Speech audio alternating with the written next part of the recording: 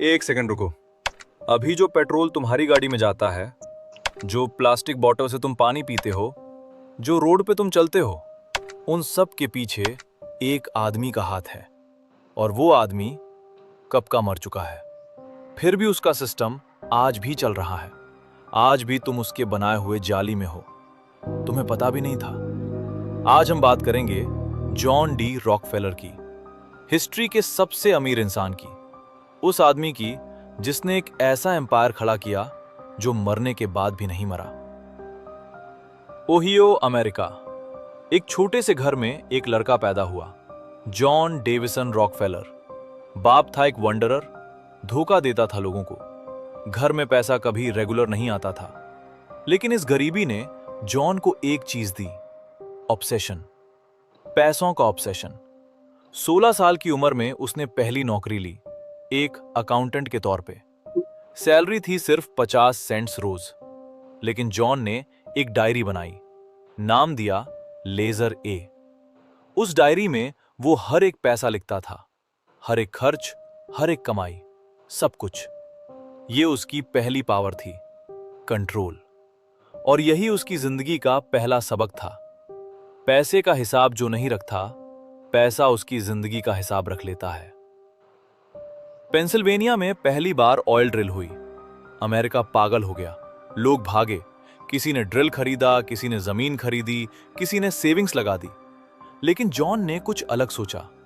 उसने सोचा, जो लोग ऑयल निकालते हैं वो कंपीट करेंगे, प्राइसेस गिरेंगे, लेकिन जो ऑयल रिफाइन करता है वो सबको बेच देगा।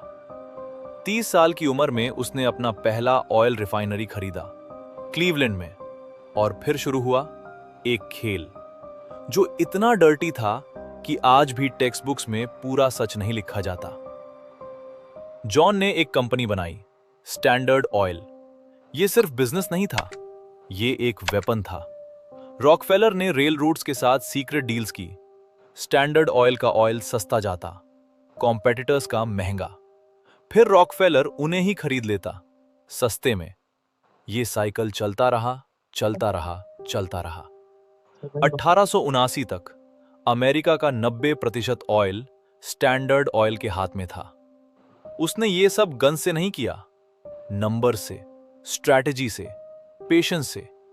वो कहता था, कंपटीशन इज अ सिन, मतलब कंपटीशन पाप है। लोग डरा हुए थे, पॉलिटिशियंस डरा हुए थे, जर्नलिस्ट भी। एक रिपोर्टर थी, आइडा टार्बेल। उसने 5 साल रिसर्च की, 1904 में एक्सपोज किया कैसे रॉकफेलर ने छोटा कंपटीशन क्रश किया, कैसे उसने लोगों की जिंदगियां बर्बाद की। अमेरिका उठ गया। 1911 में सुप्रीम कोर्ट ने ऑर्डर दिया, स्टैंडर्ड ऑयल को 34 अलग कंपनीज में तोड़ दो। रॉकफेलर के अगेंस्ट अमेरिका की हाईएस्ट कोर्ट। क्या हुआ फिर? उन 34 कंपनीज के शेयर्स रॉकफेलर के पास ही थे। जब कंपटीशन बढ़ा, सब कंपनीज प्रॉफिटेबल हो गई। रॉकफेलर और अमीर हो गया। गवर्नमेंट ने सोचा उसे तोड़े, उसने गवर्नमेंट को ही अपने फायदे के लिए यूज कर लिया। ये था असली जीनियस या असली शैतान, depends on your perspective. Rockefeller दुनिया का पहला बिलियनर, नेटवर्थ आज के हिसाब से अप्रॉक्सीमेटली $400 बिलियन। बेजोस, मस्क सब उसके आगे छोटे लगते हैं। और उसने दिया भी बहुत। यूनिवर्सिटी ऑफ शिकागो उसने बनवाई, मेडिकल रिसर्च में बिलियंस दिए। लेकिन एक चीज ध्यान से सुनो, उसने मेडिकल स्कूल्स को फंड किया और साथ में डिसाइड भी किया कि कौन सी मेडिसिन पढ़ाई जाएगी। नेचुरल रेमेडीज हटाओ, पेट्रोकेमिकल बेस्ड मेडिसिन्स लाओ, क्योंकि पेट्रोलियम से मेडिसिन्स भी बनती हैं। फिलैंथ्रोपिस्ट भी था और बिजनेसमैन भी, दोनों एक साथ। रॉकफेलर 97 साल जिया, 1947 में मरा, लेकिन उसका सिस्टम अभी भी जिंदा है। वो 34 कंपनीज आज उनके नाम हैं, एक्सॉन, मोबाइल, शेवरॉन, बीपी। यही कंपनीज आज भी दुनिया का ऑयल कंट्रोल करती हैं। आज जो डॉक्टर तुम्हें मेडिसिन लिखता है, वो सिस्टम रॉकफेलर ने डिजाइन किया। आज जो फ्यूल तुम जलाते हो, वो सिस्टम रॉकफेलर ने खड़ा किया। आज जो प्लास्टिक तुम यूज करते हो वो भी पेट्रोलियम है। वही रॉकफेलर का किंगडम। तुम एक ऐसा सिस्टम में जी रहे हो जो एक आदमी ने 150 साल पहले बनाया था। तो सवाल यह नहीं है कि रॉकफेलर अच्छा था या बुरा।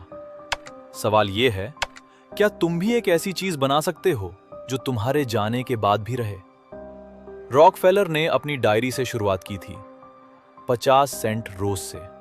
उसका एक कोट है, अगर तुम्हारा पैसा तुम्हारे लिए काम नहीं करता तो तुम अपनी पूरी जिंदगी पैसों के लिए काम करते रहोगे। यह था John D Rockefeller, villain, visionary, system builder, और उसका सिस्टम आज भी चल रहा है।